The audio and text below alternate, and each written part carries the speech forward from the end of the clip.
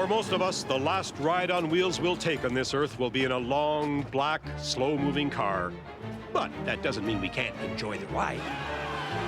For these guys, pallbearing is a track and field event. And who says a hearse has to be long and black? Why not long and psychedelic?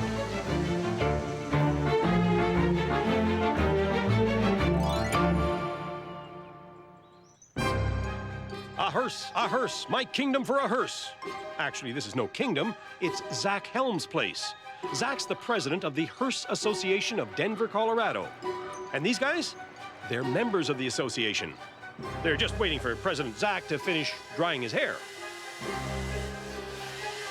In his day job, Zach does collections work for a telephone company, but he loves riding around in his customized hearse with his hearse-driving pals. So, Zach, is a neon hairdo a requirement for membership in the Hearse Association? All types of people are in the club. It's not just specifically one group. I'd say there's probably an even 50-50 split between people who'd fall under the goth category and people who are just normal everyday Joes. Everyday Joe or get a load of me goth? Why would anyone choose to drive a hearse? Club member Jason has a theory. Most people are going to tell you that they like them because they're like classic cars and they're unique and they're so rare, and that's just a total lie. Everyone wants attention. It's human nature. Everyone wants to be the center of attention.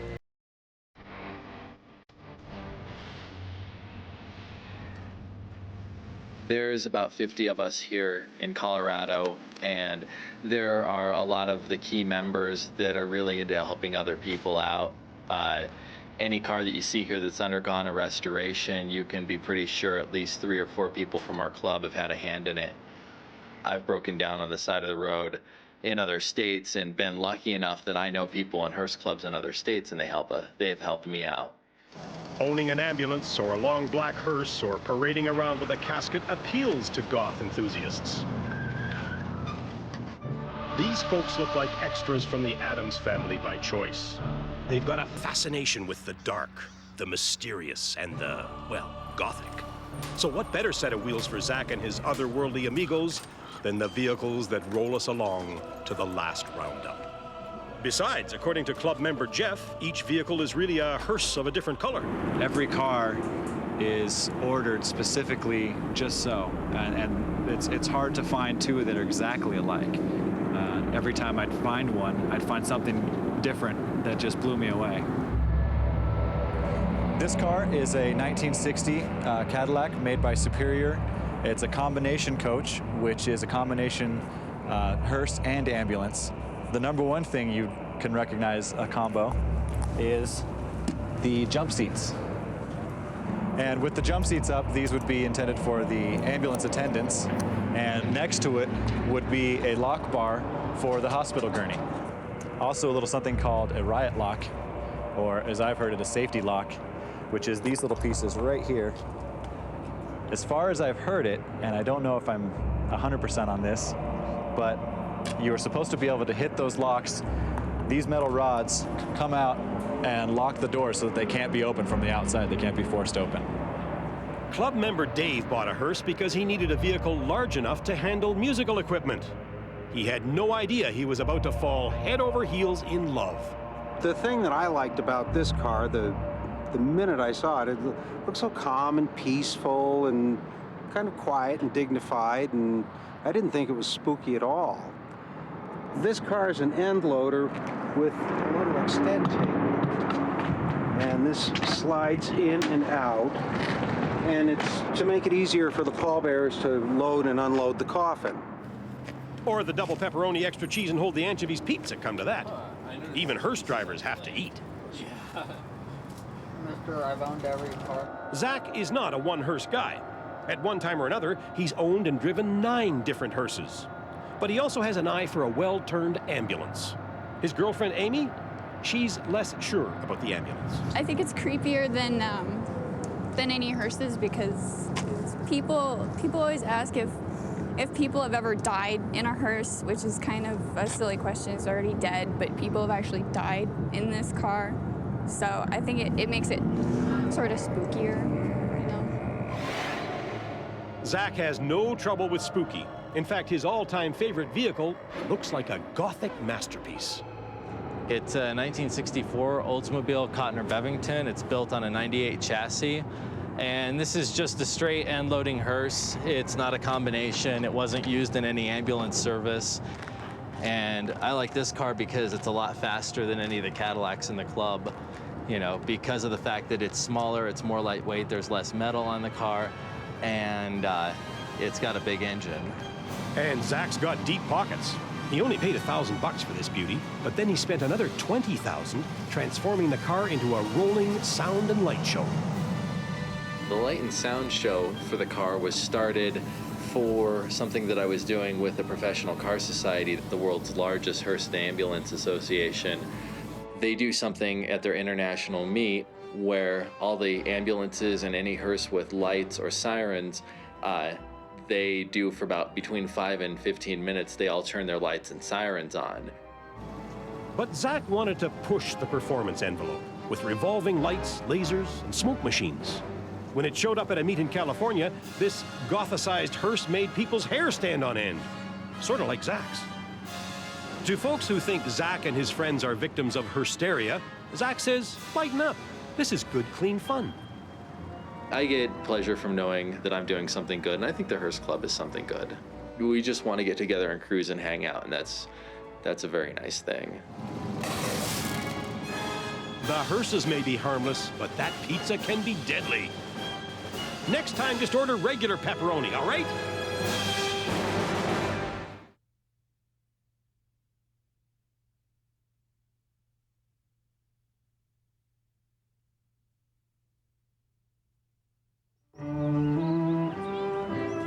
Welcome to the town of Manitou Springs in the mountains of Colorado.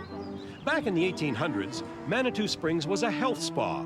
People suffering from everything from arthritis to tuberculosis came here to take the waters. They thought the mineral springs could cure their ailments. Today, Manitou Springs is famous for something entirely different.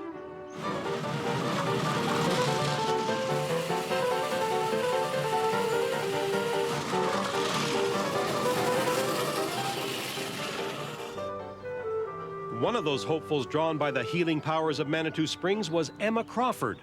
Emma arrived frail and suffering from TB in 1889. Local resident Michelle Carvel takes up her strange story. But being a very good Victorian, she was a spiritualist. And so she became just entranced with Red Mountain over here that overlooks downtown Manitou, and was convinced that her Indian guide that would take her into the next world lived on top of that mountain, and swore that if she did not survive her tuberculosis, that's where she wanted to be buried. And unfortunately, Emma did not survive.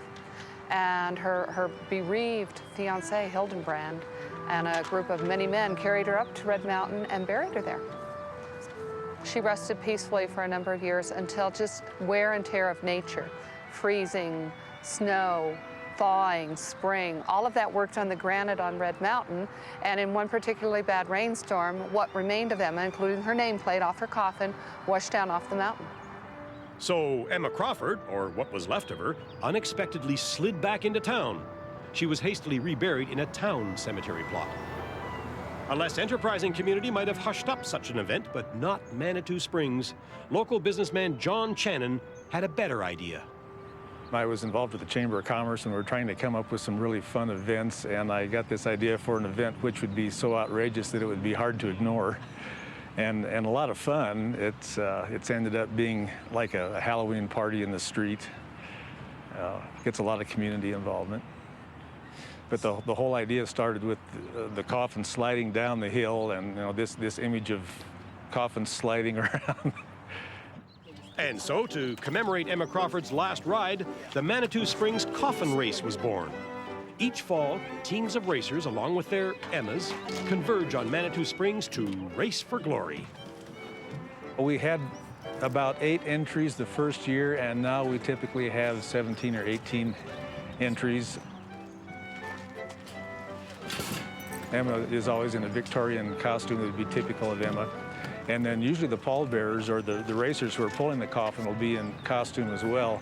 And their costumes might be Victorian, or they might just represent the organization or the business which is sponsoring the coffin. The organizers have drawn up some guidelines for the race. After all, nobody wants to see another coffin get out of control.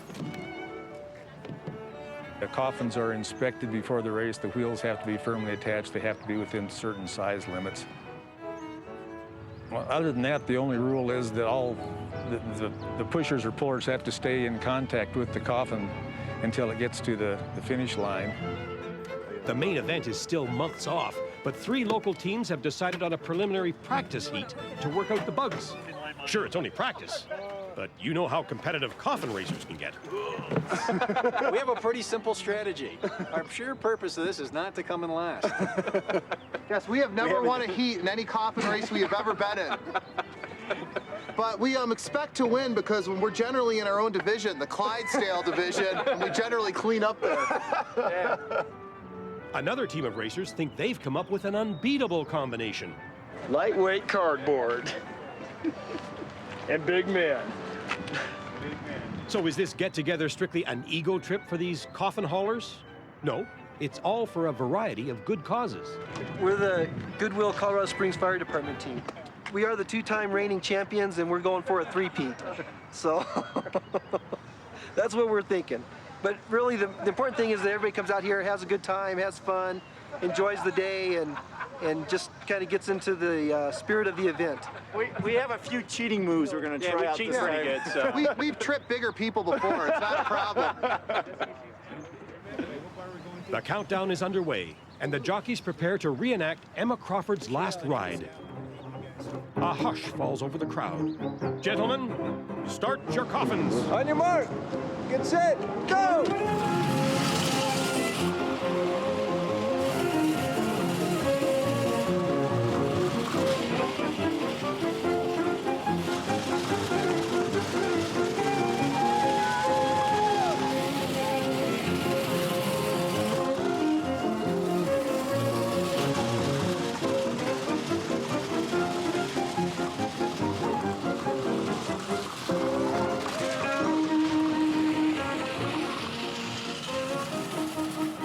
It's only a practice round, so nobody really wins, but you'd never know it from these guys. Coming last! We're not the worst! We're number We're 2! not the worst! We're number 2! We're number 2! You haven't lived until you've ridden in a coffin. Come to the springs! Isn't it just the strangest thing you've ever seen? I can hardly believe that people come out here to do this. But it was a great race, wasn't it? After a long, hard day at the races, I'd like to invite and challenge any fire department anywhere to come to Manitou Springs and challenge Colorado Springs Fire Department with a charity in mind for them for this race.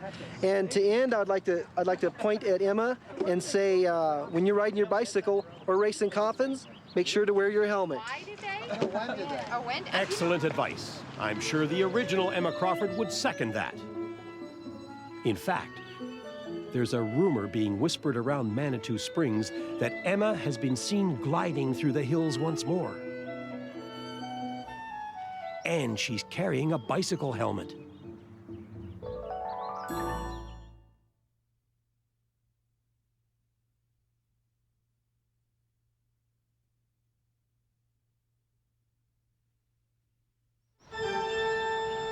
Saint-Sophie, a small French-Canadian village that lies just north of Montreal, Quebec.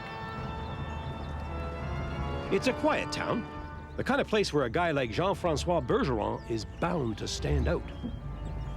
Because JF is, as the French might say, a little différent. Now this is my weirdest looking car. 1974 Oldsmobile hearse with, well, quite a unique paint job, I think.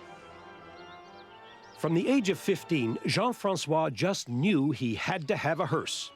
One day, he heard this one was for sale. JF hurried off to have a look at it. First impression? Out of sight. When I went to see this one, it was covered with snow, 4 feet of snow all over. And I had to shovel a bit to take a look at it because the guy told me there's a special paint job on it. And when I saw this, I fell in love with it. This car is exactly what I was looking for. You have a nice hearse with chrome all over. You have the name holder for the funeral parlor. You have the red velvet inside. curtains from the original hearse.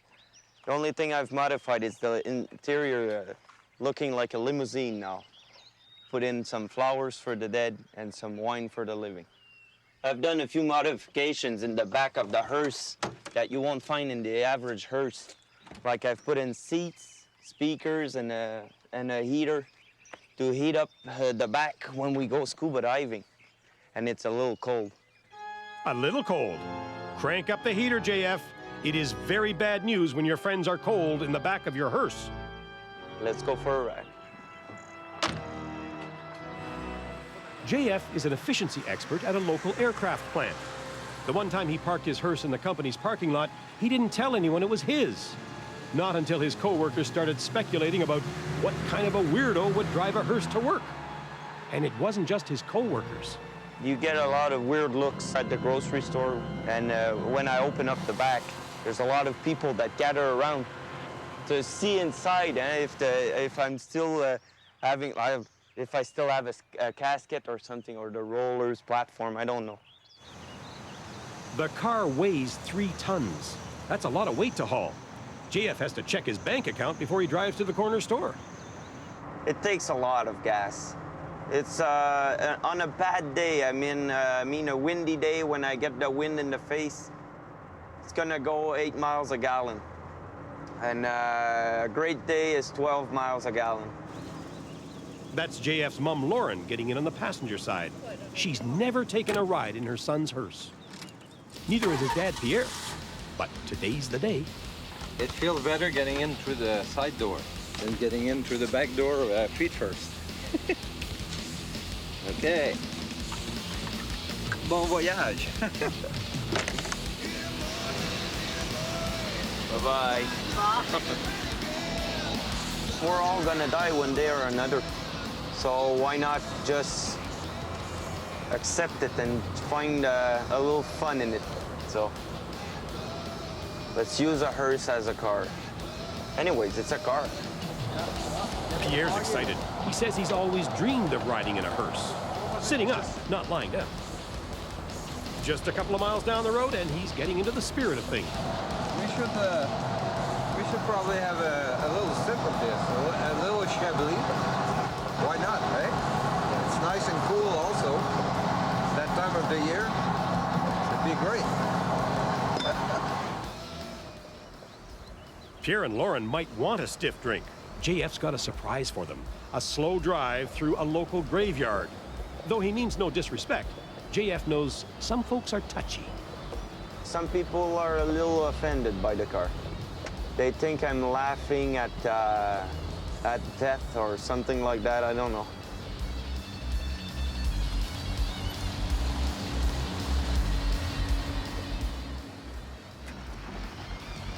Back home safe and sound. Not many folks get to climb out of a hearse. So? That's what you call making it alive. It's a good ride. I like it. It's very, very smooth. A hearse with a paint job like this needs constant touching up. Lucky for JF, his girlfriend Anne Bernier is an art teacher and an artist in her own right. Anne knew from the get-go that Jean-Francois had a thing for weird wheels. She was okay with this baby because it wasn't a run-of-the-mill hearse. I remember before buying this one, we went to see some other hearses, straight horses, gray, black, blue. These were very, very awful because you just went in there and just sit down and you just think about the dead people. Ew! Because of what it looks outside. It's morbid.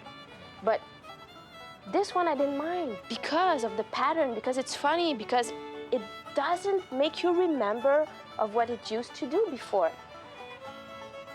But sometimes when the paint globs or the colors don't quite match, Anne must wonder what it's like to just have to wash and wax your car once in a while.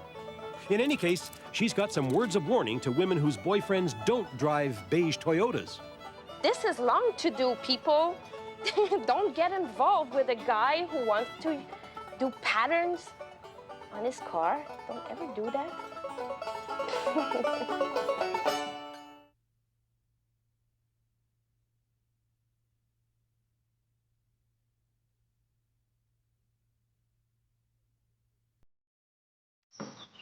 A full-sized hearse can be a bit of a hassle in city traffic. But believe it or not, Anne and Jean-Francois take it camping. Not that it's any walk in the park for them. When I got the hearse, it was pretty tough to drive, especially to back it up. Since you have those small viewers there, you don't see nothing. I have a small trailer and 13 feet long. And it's really long when you add it up to 22 feet. So on a small camping site, well, it was pretty tough to back up. Not to mention the reaction from other campers when they wake up in the morning and find their tent next to a multicolored hearse.